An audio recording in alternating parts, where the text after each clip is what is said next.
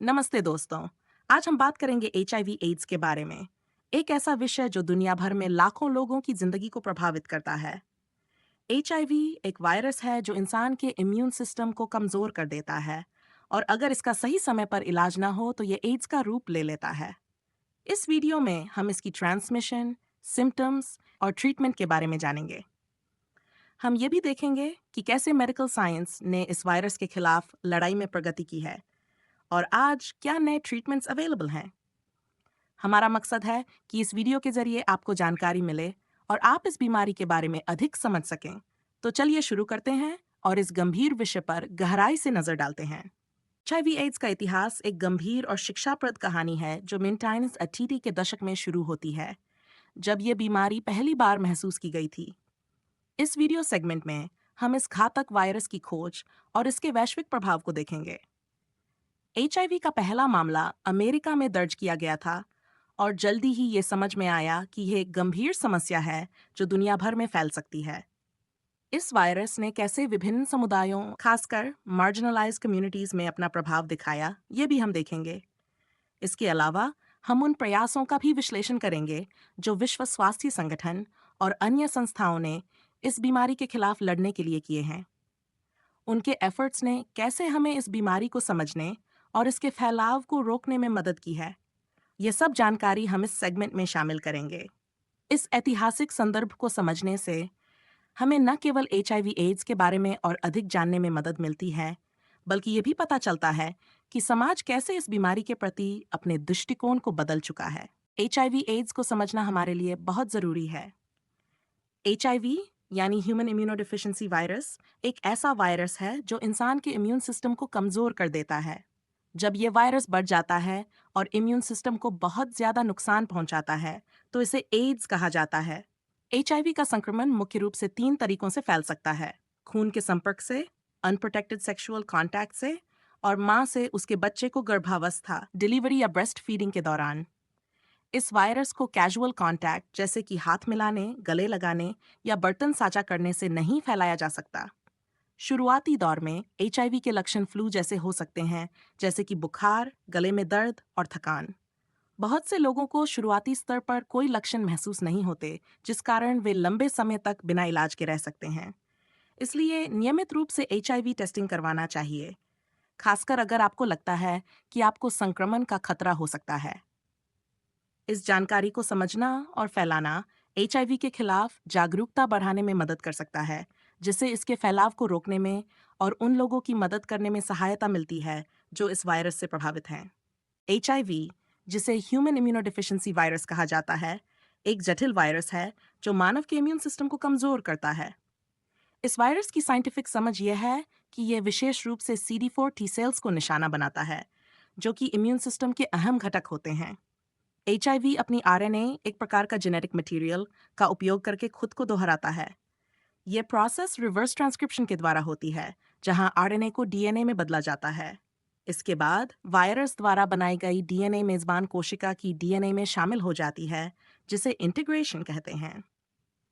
इस प्रक्रिया को होस्ट सेल की मशीनरी द्वारा वायरल प्रोटीन्स बनाने के लिए इस्तेमाल किया जाता है। जब नए एचआईवी वायरस की उत्पत्ति होती है, तो वे टी सेल्स से बाहर निकलते हैं और अन्य स्वस्थ टी सेल्स को संक्रमित करने के लिए जारी रहते हैं।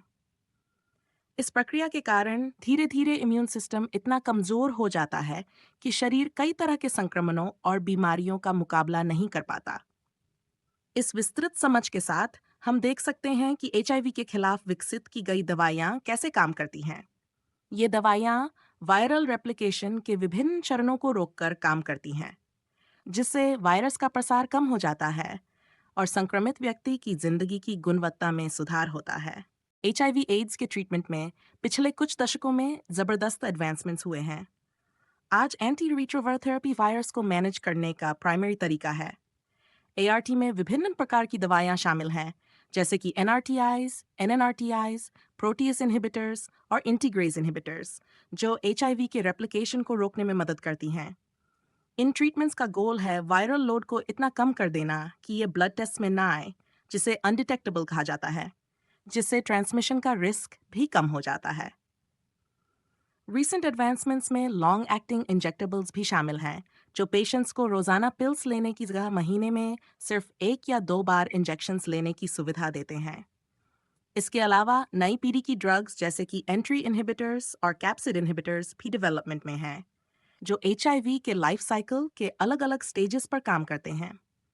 ये एडवांसमेंट्स न सिर्फ ट्रीटमेंट को अधिक इफेक्टिव बना रहे हैं, बल्कि पेशेंट्स के लिए इसे अधिक मैनेजेबल भी बना रहे हैं। ये सभी डेवलपमेंट्स हमें इस बात का विश्वास दिलाते हैं कि एचआईवी के खिलाफ लड़ाई में हम आगे बढ़ रहे हैं और इस बीमारी को एक मैनेज करने योग्य हालत में ला सकते हैं। दुनिया भर में एचआईवी एड्स की स्थिति विभिन्न क्षेत्रों में अलग-अलग है और यह एक महत्वपूर्ण ग्लोबल हेल्थ इश्यू बनी हुई है।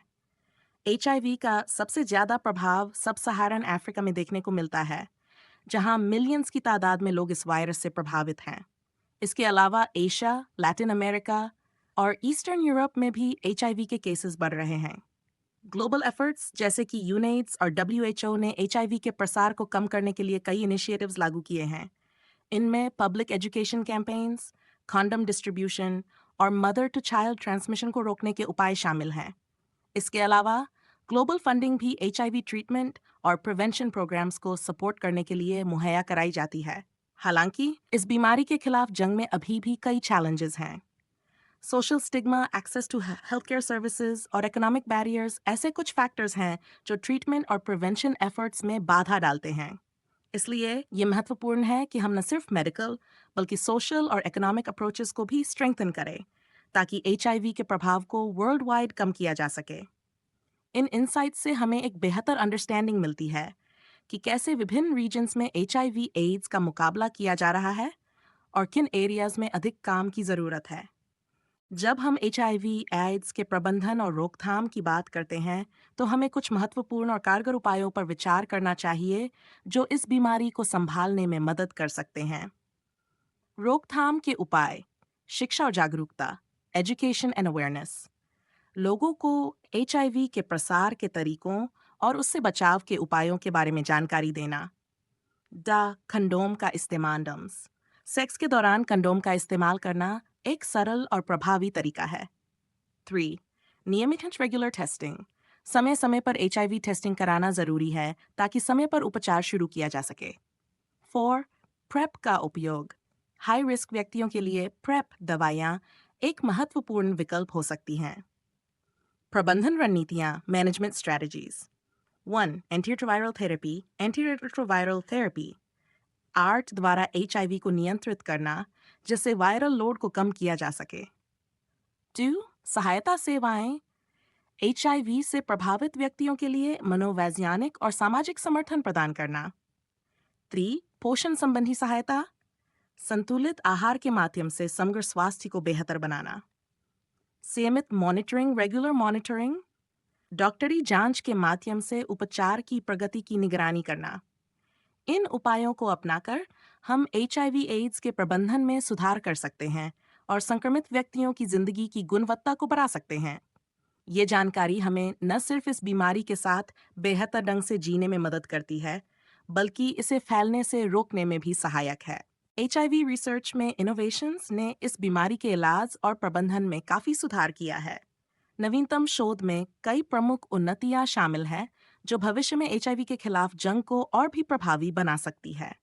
Gene editing technologies, CRISPR cas9 जैसी जीन एडिटिंग टेक्नोलॉजीज ने एचआईवी रिसर्च में एक नया आयाम जोड़ा है।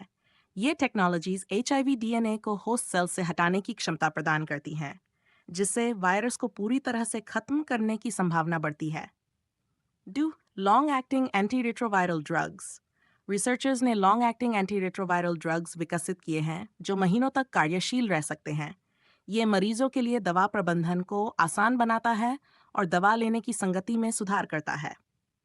Vaccine development. एचआईवी के खिलाफ वैक्सीन विकसित करने की दिशा में कई प्रयास किए जा रहे हैं। हालांकि यह एक जटिल चुनौती है, लेकिन रीसेंट ट्रायल्स ने इस क्षेत्र में कुछ आशाजनक परिणाम दिखाए हैं। 4. Broadly neutralising antibodies. रिसर्चर्स ने कुछ ऐसे एंटीबॉडीज की खोज की है जो एचआईवी के विभिन्न स्ट्रेन्स को निष्क्रिय कर सकते हैं।